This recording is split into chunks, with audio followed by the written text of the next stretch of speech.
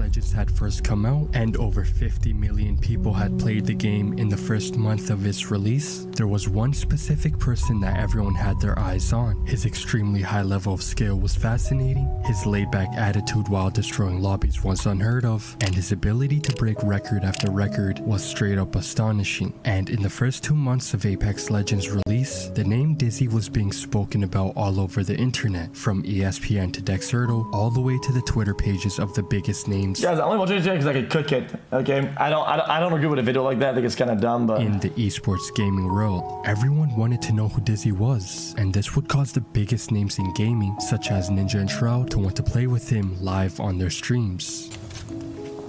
Chat, guys, I was on a phone call the other day with I think it was Omi or something. I don't remember who. And I came to the conclusion that the best way to do a face reveal is to not do a face reveal, right? The best way to do it is to one day just turn the stream on and have cam and just don't even address it, right? And try, I know it's hype. People think it's hype. The best way to do it is to kill the hype as much as possible, right? I know people like numbers, people like to see big viewer counts and whatever, right? And they wanna give people the hype. Unfortunately, in the long run, even the immediate run, the best way to do it is to just one day just, oh, I have the cam on. Oh yeah, my bad. Anyway, moving on. Keep the stream going. Just forget about it. And just not put any emphasis on it. It's the only way to do it. Oh my god! Otherwise people expect. And before that, King Richard was signed Dizzy to NRG Esports, making him the first ever upcoming player to represent a professional esports organization on Apex Legends. Or if you're a hot god, of Apex Legends, Dizzy was at the pinnacle of the Apex Legends community, and everyone knew that. His average viewers on Twitch went from a measly 36 viewers in January 2019, before Apex Legends had come out, to over 16,000 viewers in March of 2019, the peak of his career. At this point, it was safe to say that Dizzy was not going to be going anywhere anytime soon. He had finally become a popular streamer, and with that, failure most likely seemed like an impossibility. This commentator is bugging on a stack. Found fan base. What a poor way to interpret stats. Over the top attitude or their ability to continually trash talk big streamers in hopes of starting drama. Dizzy was an actual likable person with very few signs of having an ego, the two things needed to create an audience that would stick with you even after all the hype fades away. However, just after 2 months of being in the spotlight, Dizzy would be forced to face the harsh reality that he knew he would have to face if he grew this big. You see, when a streamer reaches a certain point in their career, they would be forced to step out of their comfort zone, whether they like it or not. For some, it would be competing outside of the comfort of their own home, and for others, it might be the fear of being criticized for their looks. This is a point where streamers and professional players would make crucial decisions that could possibly create serious problems for them in the future. One of the most notable examples of this would be Dakota's. He would make the decision to hide his face from his viewers due to not wanting to be recognized. Also, I was in a relationship and like a lot of women were very flirty and said I looked, you know, like very flirty comments, and it kind of caused some tension in my relationship. So, you know, it wasn't the driving factor, but it helped, you know, turn my webcam off. It was a helpful thing for my relationship, which I've learned now. I'm never doing something like that.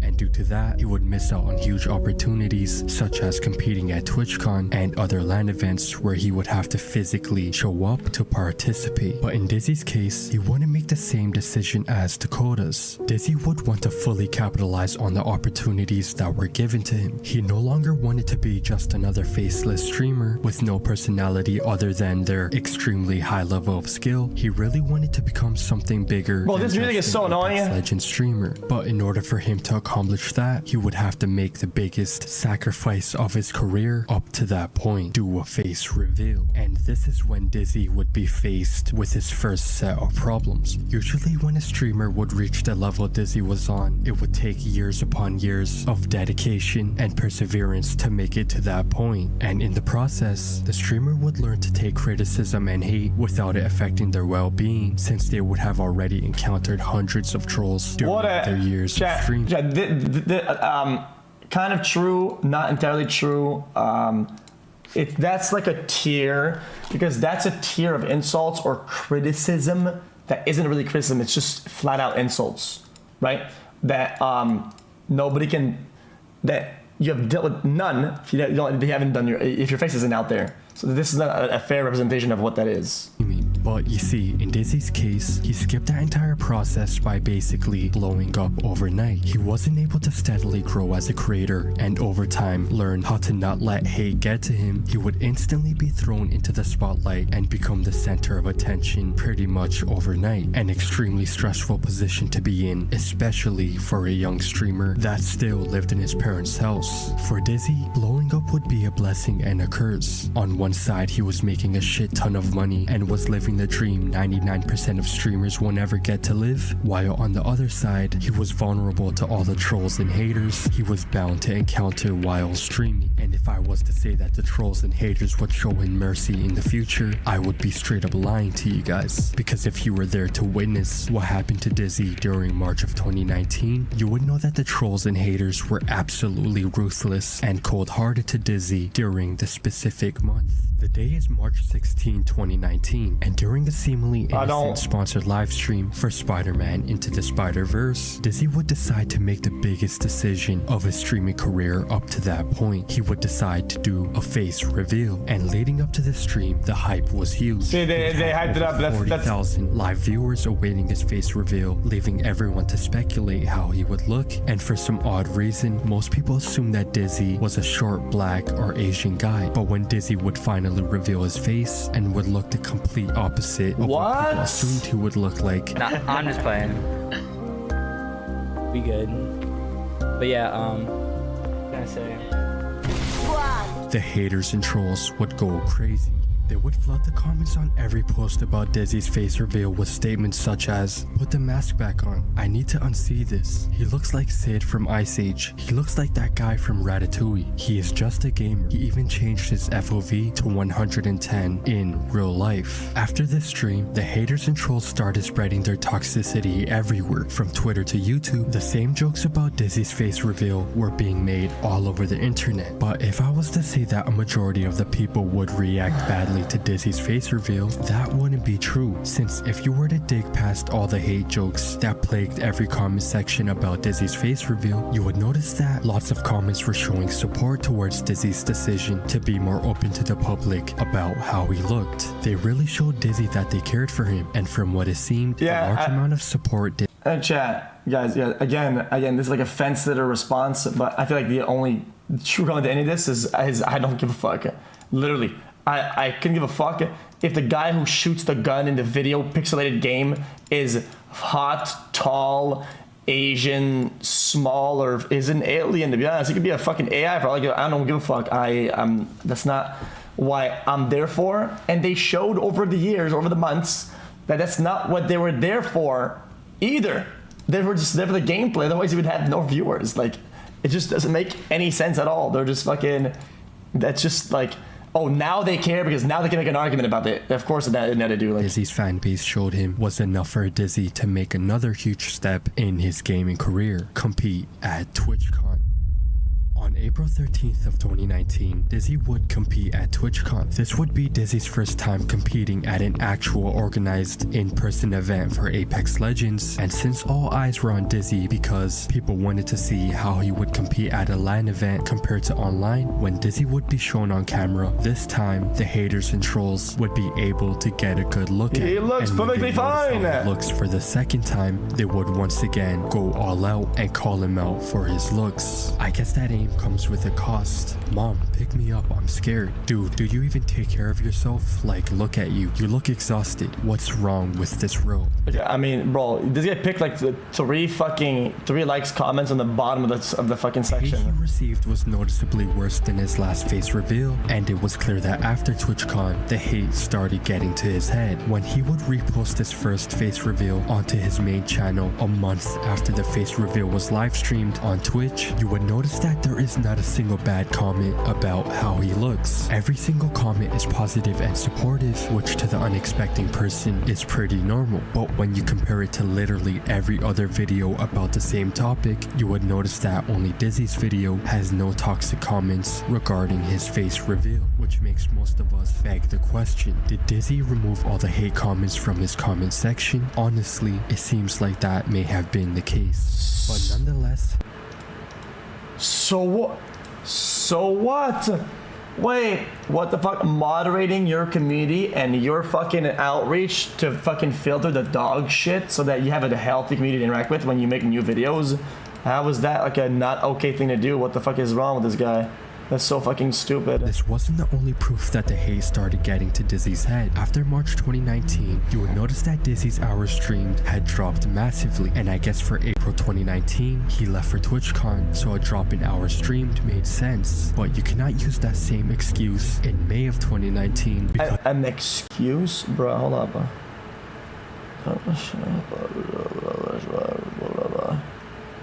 It seems like the same to me. In this month, he would only stream for less than 50 hours, and it was not like he was playing Apex outside of streaming. Dizzy was not playing video games for a majority of that month. He was burnt out from the constant pressure of not only having to be the best Apex Legends player, but also the stress he was suffering from due to the amount of hate he was receiving at that time because of his declining skill. You can't make these assumptions. These assumptions are fucking stupid shit. You can't ever make assumptions about anything. You can make like a guess, like by making these reaches in bad faith is just make you look like a dumbass. Level and his face reveal. Dizzy was forced into a position because at one point I know the game got bad and the game got bad to play and to stream. Sometimes things just are just worse. Like there's not anything else behind it. Like the game isn't fun to play and you there's no hype or nothing behind it, and it's like you're kind of forcing yourself to do it. Well, I'm sure he didn't want to do it. It's just it. It doesn't have to do with fucking comments or anything like that. Position of constant stress, and since Dizzy lacked the experience as a streamer and professional player on a mainstream level, he burnt out as quickly as he blew up. But he wasn't done for good just yet, since near the end of May 2019, he would return and instantly compete in pro-level tournaments despite the fact that he would rarely compete in scrims. And surprisingly, NRG would do pretty well. Dizzy's... Well, scrims for that game can fucking suck it, okay? I don't give a shit what people say, okay? Even if you're at the top level of this fucking game, I don't care what your opinion is, even if you're a pro, okay? Fuck you and your scrims. That shit is a snoozer fest.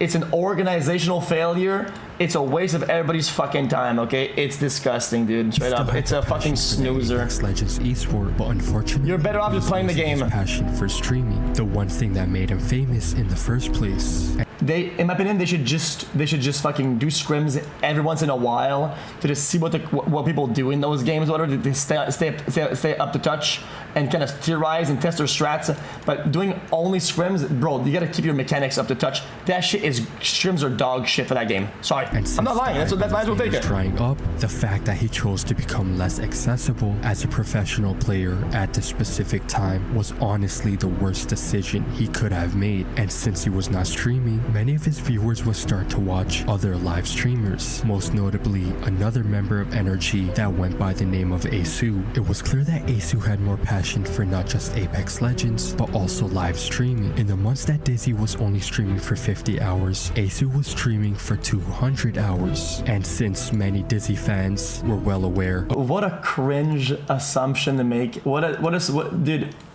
Dude, this guy's video is tragic. This is fucking stupid. I hate this shit. This is just so fucking bad. Of who Asu was through Dizzy streams, it was only natural that they would migrate towards Asu's live streams when Dizzy was inactive. And when a large chunk of them realized that other live streamers were not only becoming better than Dizzy at Apex Legends, but were also more entertaining to watch, Dizzy's status in the Apex Legends community quickly started to crumble.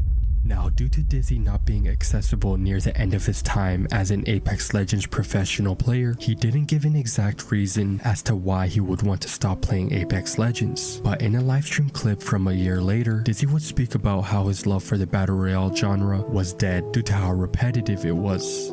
Can you tell me why you stopped playing Apex? Like, what changed your opinion about the game? I just stopped. Guys, somebody's lost and somebody else's gain, okay? And these directories are cutthroat as fuck. Okay, let me explain how this game works, okay? Let me explain how this racket works. Let me explain how this fucking game is played, okay? This is the same way that Tfue made it big, the same way that these directories, number 1 is massive, number 2 is pretty big, number 3 is okay, and it falls the fuck off, okay? So Dizzy being at the top of that directory, or like in that realm for a long time, and being in that like scoop, if H2 and other people are right behind him when he doesn't stream, of course it's gonna pick up a lot of fucking pace of these guys, especially when the game is popping and high on the directory. Okay, it creates a big hole in discoverability, and he's gonna pick up from it. It's not so saying, oh, dude, other people are doing this. Nobody did anything different. It's just the course of how that works. It's just a course of life, yo. It's like when Ninja stopped streaming and streamed less and was always next to Tfue.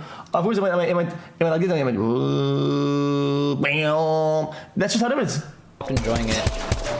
It's the natural. Genre. It's just the BR genre in general.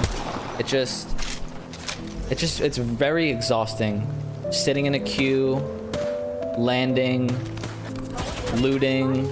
You get shit loot, bad RNG. You die, you back in queue, waiting. Looting again. It's just like, it's very repetitive, and I feel like it's easy to burn out on, especially if you're streaming it like 8+ hours a day, or like even like 6+. But when we look at a Twitter post he made on December 10th of 2019, he would state that he was becoming inconsistent due to him going through personal challenges. And while he didn't state what he meant by personal challenges, we could only imagine that the things we spoke about in this video played a huge role in Dizzy's decision to quit Apex Legends. And later on, when Valorant came out, it was clear that he instantly got... He's making the assumption that he quit that video game, not streaming or playing other games. He quit that game because of mean comments about his looks. That has no correlation. That has no value to an argument at all. Addicted to that game, and chances of him ever coming back to Apex Legends were becoming less likely as weeks went by. And as most of you guys already know, Dizzy would never make an official comeback to Apex Legends. He would occasionally play the game here and there, but as a variety streamer, not the game sucks. The game is dog shit. It's Apex absolute fucking dog piss and loved. You can make a video like this just titled "The Downfall of Apex as a Playable Competitive Game," and you probably would have the same results. It can make even a better case for all the stats and the comments you're gonna make about Dizzy because of the downfall of the game. You would have a better video that's more accurate by saying it's the downfall of Apex. Literally. Huh. Yeah, that was a good point, man. Yo, good job, dude. Good job.